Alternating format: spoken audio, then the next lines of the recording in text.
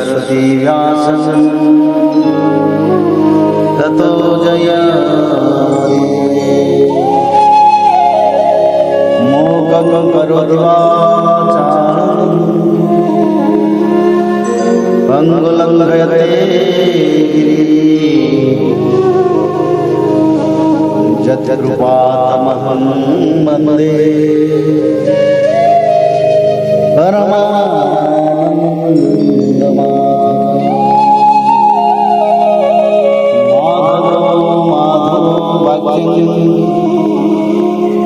माधव हरि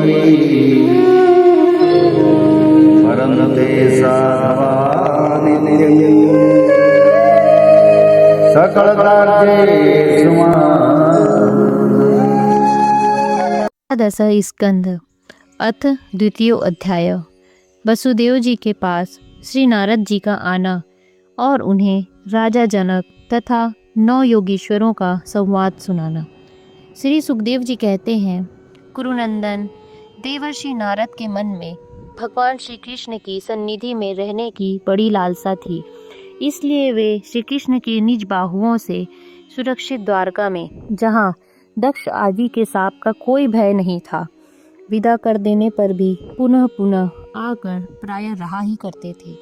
राजन, ऐसा कौन प्राणी है जिसे इंद्रियां तो प्राप्त हो और वह भगवान के ब्रह्मा आदि बड़े बड़े देवताओं के भी उपास्य चरण कमलों की दिव्य गंध, मधुर मकरंद रस, अलौकिक रूप माधुरी, सुकुमार स्पर्श और मंगलमय ध्वनि का सेवन करना ना चाहे, क्योंकि यह बेचारा प्राणी सब ओर से मृत्यु से ही घिरा हुआ है। एक दिन की बात है, देवर्षि नारद वसुदेव जी के यहाँ पधारे। वसुदेव जी ने उनका अभिवादन किया तथा आराम से बैठ जाने पर विधि पूर्वक उनकी पूजा की और इसके बाद पुनः प्रणाम करके उनसे यह बात कही।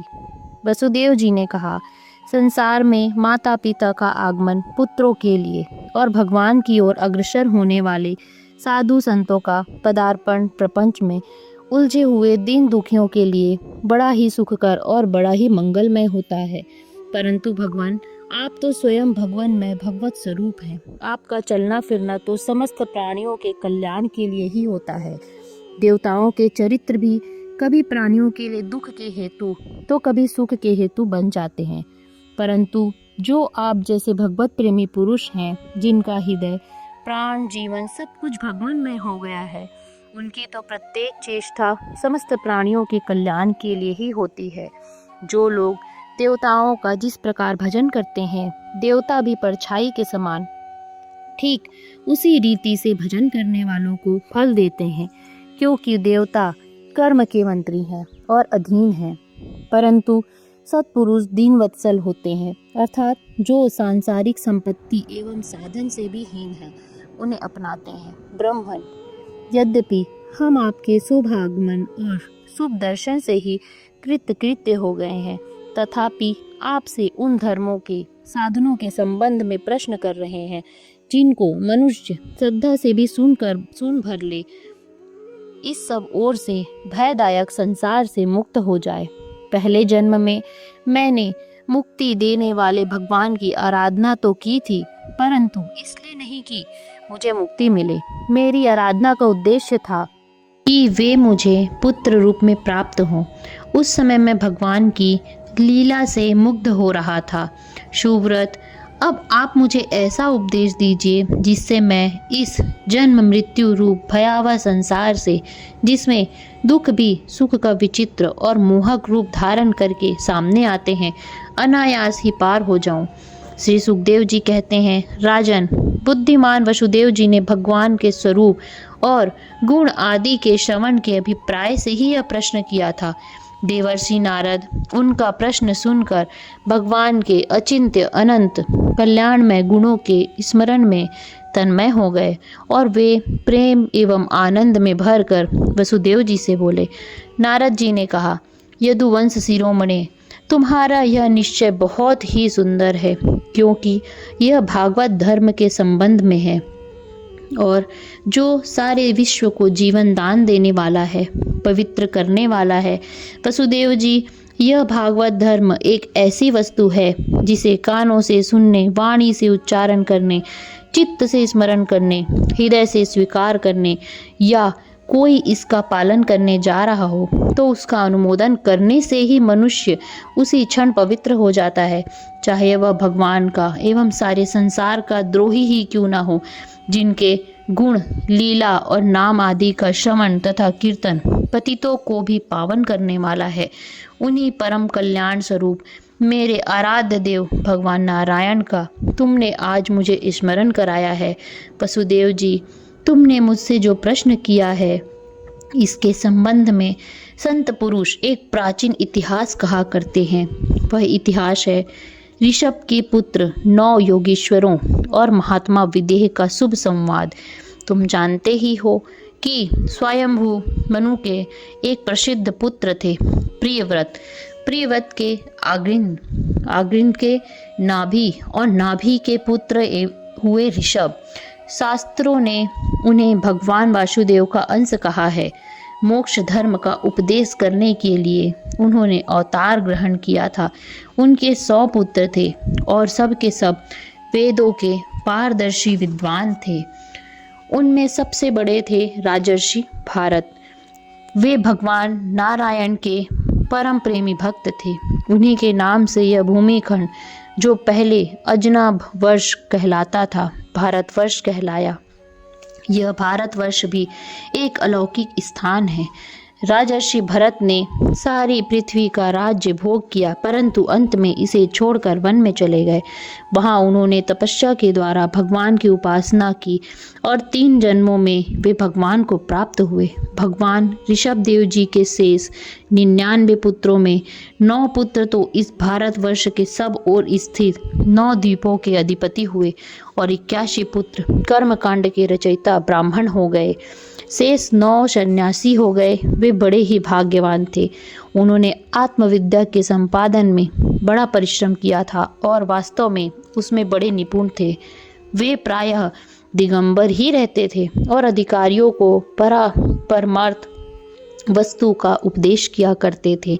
उनके नाम थे कवि, हरि, अंतरिक्ष, प्रबुद्ध, पिपलायन, आविहोत, द्रुमिल, चमश और कारभाजन।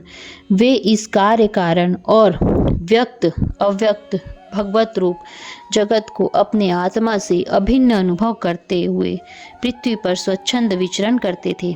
उनके लिए कहीं भी रोक टोक ना थी। वे जहाँ चाहते चले जाते। देवता, सिद्ध, साध्य, गंधर्व, यक्ष, मनुष्य, किन्नर और नागों के लोकों में तथा मुनि, चारण, भूतनाथ, विद्याधर, ब्राह्मण और गौवों के स्थानों में वे स्वच्छंद विचरते थे। वसुदेव जी, वे सब के सब जीवन मुक्त थे। एक बार की बात है, इस अजनाभ भारत वर्ष में विदेह राज महात्मा निमि बड़े बड़े ऋषियों के द्वारा एक महान यज्ञ करा रहे थे। पूर्वोक्त 9 योगीश्वर स्वच्छंद विचरण करते हुए उनके यज्ञ में आ पहुँचे। वसुदेव जी, वे योगीश्वर भगवान के परम प्रेमी भक्त और सूर्य के समान तेजस्वी थे। उन्हें देखकर राजा निमि, हवनीय आदि मूर्तिमान, अग्नि और ऋत्विज आदि ब्राह्मण सब के सब उनके स्वागत में खड़े हो गए। विदेह राज निमि ने उन्हें भगवान के परम प्रेमी भक्त जानकर यथा योग्य आसनों पर बैठाया और प्रेम तथा आनंद से भरकर विधि पूर्वक उनकी पूजा की। वे नवों योगीश्वर अपने अंगों की कांति से इस प्रकार चमक रहे थे मानो साक्षात ब्रह्मा जी के पुत्र सनकादि मुनीश्वर ही हों। राजा निमि ने विनय से झुककर परम प्रेम के साथ उनसे प्रश्न किया। विदेह राज निमि ने कहा, भगवान, मैं ऐसा समझता हूँ कि आप लोग मधुसूदन भगवान के पार्षद ही हैं, क्योंकि भगवान के पार्षद संसारी प्राणियों को पवित्र करने के लिए विचरण किया करते हैं। जीवों के लिए मनुष्य शरीर का प्राप्त होना दुर्लभ है। यदि यह प्राप्त भी हो जाता है तो प्रतिक्षण मृत्यु का भय सिर पर सवार रहता है, क्योंकि यह क्षण भंगुर है। इसलिए अनिश्चित मनुष्य जीवन में भगवान के प्यारे और उनको प्यार करने वाले भक्तजनों का, संतों का दर्शन तो और भी दुर्लभ है। इसलिए त्रिलोक पावन महात्माओं, हम आप लोगों से यह प्रश्न करते हैं कि परम कल्याण का स्वरूप क्या है और उसका साधन क्या है। इस संसार में आधे क्षण का सत्संग भी मनुष्यों के लिए परम निधि है। योगीश्वरों, यदि हम सुनने के अधिकारी हों तो आप कृपा करके भागवत धर्मों का उपदेश कीजिए, क्योंकि उनसे जन्म आदि विकार से रहित एक रस भगवान श्री कृष्ण प्रसन्न होते हैं और उन धर्मों का पालन करने वाले शरणागत भक्तों को अपने आपद तक का दान कर डालते हैं। देवर्षि नारद जी ने कहा, वसुदेव जी, जब राजा निमि ने उन भगवत प्रेमी संतों से यह प्रश्न किया, तब उन लोगों ने बड़े प्रेम से उनका और उनके प्रश्न का सम्मान किया और सदस्य तथा ऋत्विजों के साथ बैठे हुए राजा निमि से बोले। पहले उन 9 योगीश्वरों में से कवि जी ने कहा, राजन, भक्तजनों के हृदय से कभी दूर न होने वाले अच्युत भगवान के चरणों की नित्य निरंतर उपासना ही इस संसार में परम कल्याण, अत्यंतिक क्षेम और सर्वथा भय शून्य है, ऐसा मेरा निश्चित मत है। देह, गेह आदि तुच्छ एवं अशत पदार्थों में अहंता एवं ममता हो जाने के कारण जिन लोगों की चित्त वृद्धि उद्विग्न हो गई है, उनका भय भी इस उपासना का अनुष्ठान करने पर पूर्णतः निवृत्त हो जाता है। भगवान ने भोले भाले अज्ञानी पुरुषों को भी सुगमता से साक्षात अपनी प्राप्ति के लिए जो उपाय स्वयं श्रीमुख से बतलाए हैं, उन्हें ही भागवत धर्म समझो। राजन, इन भागवत धर्मों का अवलंबन करने मनुष्य कभी विघ्नों से पीड़ित नहीं होता और नेत्र बंद करके दौड़ने पर भी, अर्थात विधि विधान में त्रुटि हो जाने पर भी, ना तो मार्ग से स्खलित ही होता है और ना तो पतित फल से वंचित ही होता है। भागवत धर्म का पालन करने वाले के लिए यह नियम नहीं है कि वह एक विशेष प्रकार का कर्म ही करें। वह शरीर से, वाणी से, मन से, इंद्रियों से, बुद्धि से, अहंकार से अनेक जन्मों अथवा एक जन्म की आदतों से स्वभाववश जो जो करे, वह सब परम पुरुष भगवान नारायण के लिए ही है। इस भाव से उन्हें समर्पण कर दें। यही सरल से सरल सीधा सा भागवत धर्म है। ईश्वर से विमुख पुरुष को उनकी माया से अपनी स्वरूप की विस्मृति हो जाती है और इस विस्मृति से ही मैं देवता हूँ, मैं मनुष्य हूँ, इस प्रकार का भ्रम विपर्य हो जाता है। इस देह आदि अन्य वस्तु में अभिनिवेश तन्मयता होने के कारण ही बुढ़ापा, मृत्यु, रोग आदि अनेकों भय होते हैं। इसलिए अपने गुरु को ही आराध्य देव परम प्रियतम मानकर अनन्य भक्ति के द्वारा उस ईश्वर का भजन करना चाहिए। राजन, सच पूछो तो भगवान के अतिरिक्त, आत्मा के अतिरिक्त और कोई वस्तु है ही नहीं, परंतु ना होने पर भी इसकी प्रतीति, इसका चिंतन करने वालों को उसके चिंतन के कारण, उधर मन लगने के कारण ही होती है। जैसे स्वप्न के समय स्वप्न दृष्टा की कल्पना से अथवा जागृत अवस्था में नाना प्रकार के मनोरंजनों से एक विलक्षण ही सृष्टि दिखने लगती है। इसलिए विचारवान पुरुषों को चाहिए कि सांसारिक कर्मों के संबंध में संकल्प विकल्प करने वाले मन को रोक दें, कैद कर लें। बस ऐसा करते ही उसे अभय पद की, परमात्मा की प्राप्ति हो जाएगी। संसार में भगवान के जन्म की और लीला की बहुत सी मंगलमय कथाएं प्रसिद्ध हैं, उनको सुनते रहना चाहिए। उन गुणों और लीलाओं का स्मरण दिलाने वाले भगवान के बहुत से नाम भी प्रसिद्ध हैं। लाज संकोच छोड़कर उनका गान करते रहना चाहिए। इस प्रकार किसी भी वस्तु, व्यक्ति और स्थान में आसक्ति ना करके विचरण करते रहना चाहिए। जो इस प्रकार विशुद्ध व्रत नियम ले लेता है, उसके हृदय में अपने परम प्रियतम प्रभु के नाम कीर्तन से अनुराग का, प्रेम का अंकुर उग आता है। उसका चित्र द्रवित हो उठता है।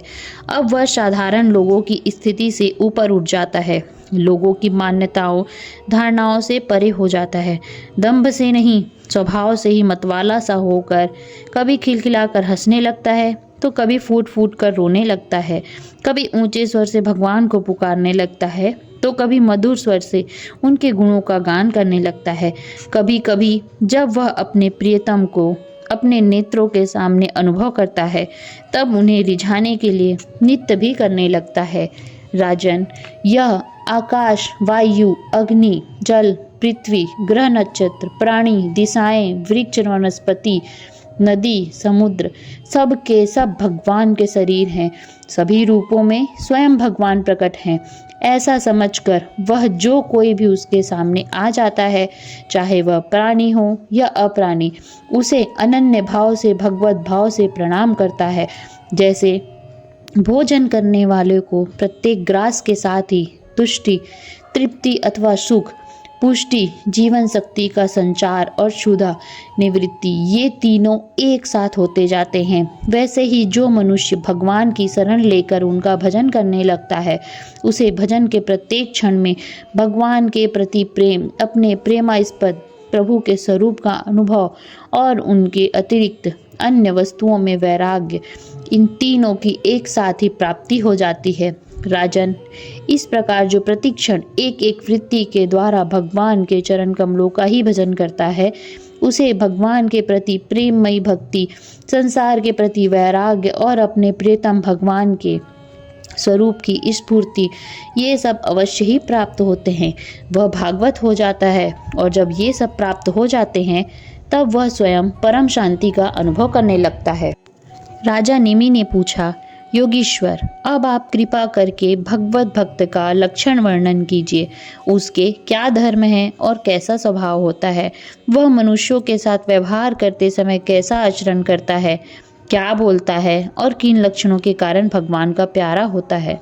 अब 9 योगीश्वरों में से दूसरे हरि जी बोले, राजन, आत्मस्वरूप भगवान समस्त प्राणियों में आत्म रूप से, नियंता रूप से स्थित है, जो कहीं भी न्यूनाधिकता ना देखकर सर्वत्र परिपूर्ण भगवत सत्ता को ही देखता है, और साथ ही समस्त प्राणी और समस्त पदार्थ आत्मस्वरूप भगवान में ही आधेय रूप से अथवा अध्यस्त रूप से स्थित है, अर्थात वास्तव में भगवत स्वरूप ही है।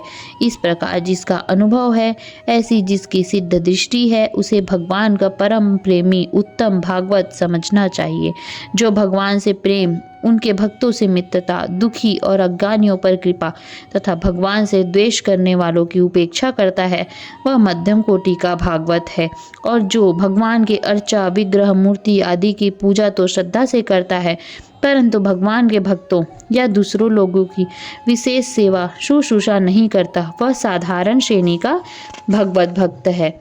जो श्रोत, नेत्र आदि इंद्रियों के द्वारा शब्द, रूप आदि विषयों का ग्रहण तो करता है, परंतु अपनी इच्छा के प्रतिकूल विषयों से द्वेष नहीं करता और अनुकूल विषयों के मिलने पर हर्षित नहीं होता, उसकी यह दृष्टि बनी रहती है कि यह सब हमारे भगवान की माया है, वह पुरुष उत्तम भागवत है। संसार के धर्म हैं जन्म, मृत्यु, भूख, प्यास, श्रम, कष्ट, भय और तृष्णा। ये क्रमशः शरीर, प्राण, इंद्रिय, मन और बुद्धि को प्राप्त होते ही रहते हैं। जो पुरुष भगवान की स्मृति में इतना तन्मय रहता है कि इनके बार बार होते जाते रहने पर भी उनसे मोहित नहीं होता, पराभूत नहीं होता, वह उत्तम भागवत है। जिसके मन में विषय भोग की इच्छा, कर्म प्रवृत्ति और उनके बीज वासनाओं का उदय नहीं होता, और जो एकमात्र भगवान वासुदेव में ही निवास करता है, वह उत्तम भगवत भक्त है। जिनका इस शरीर में न तो सत्कुल में जन्म, तपस्या आदि कर्म से तथा न वर्ण, आश्रम एवं जाति से ही अहम भाव होता है, वह निश्चय ही भगवान का प्यारा है। जो धन, संपत्ति अथवा शरीर आदि में यह अपना है और यह पराया, इस प्रकार का भेदभाव नहीं रखता, समस्त पदार्थों में सम स्वरूप परमात्मा को ही देखता रहता है, समभाव रखता है तथा किसी भी घटना अथवा संकल्प से विक्षिप्त ना होकर शांत रहता है, वह भगवान का उत्तम भक्त है। राजन, बड़े बड़े देवता और ऋषि मुनि भी अपने अंतःकरण को भगवान में बनाते हुए जिन्हें ढूंढते रहते हैं, भगवान के ऐसे चरण कमलों से आधे क्षण, आधे पल के लिए भी जो नहीं हटता, निरंतर उन चरणों की सन्निधि और सेवा में ही संलग्न रहता है, यहाँ तक कि कोई स्वयं उसे त्रिभुवन की राज्य लक्ष्मी दे भी तो भी वह भगवत स्मृति का तार नहीं तोड़ता, उस राज्य लक्ष्मी की ओर ध्यान ही नहीं देता। वही पुरुष वात्सव में भगवत भक्त वैष्णव में अग्रगण्य है, सबसे श्रेष्ठ है। रासलीला के अवसर पर नृत्य गति से भांति भांति के पाद विन्यास करने वाले निखिल सौंदर्य माधुर्य निधि भागवान के चरणों के अंगुली नख की मणि चंद्रिका में जिन शरणागत भक्त जनों के हृदय का विरह जन संताप एक बार दूर हो चुका है, उनके हृदय में वह फिर कैसे आ सकता है। जैसे चंद्रोदय होने पर सूर्य का ताप नहीं लग सकता, विवस्था से नामोच्चारण करने पर भी संपूर्ण अधराशि को नष्ट कर देने वाले स्वयं भगवान श्री हरि जिसके हृदय को क्षण भर के लिए भी नहीं छोड़ते हैं, क्योंकि उसने प्रेम की रस्सी से उनके चरण कमलों को बांध रखा है। वास्तव में ऐसा पुरुष ही भगवान के भक्तों में प्रधान है। इति श्रीमद्भागवते महापुराणे पारमहंस्या संहितायामे एकादश स्कंदे द्वितीयो अध्यायः।